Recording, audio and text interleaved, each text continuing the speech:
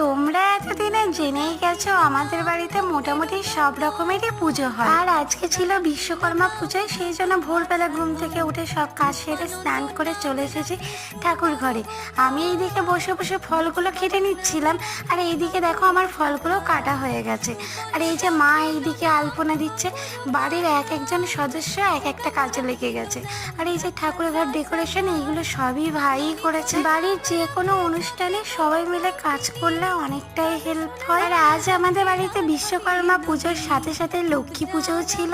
আর আমাদের লক্ষ্মী পুজো এইভাবেই হয়, পালিতে ধান মেপে। আর এই বিশ্বকর্মা ঠাকুরটা আমি আর ভাইকেই কিনে এনেছিলাম, মুখটা কি মিষ্টি না।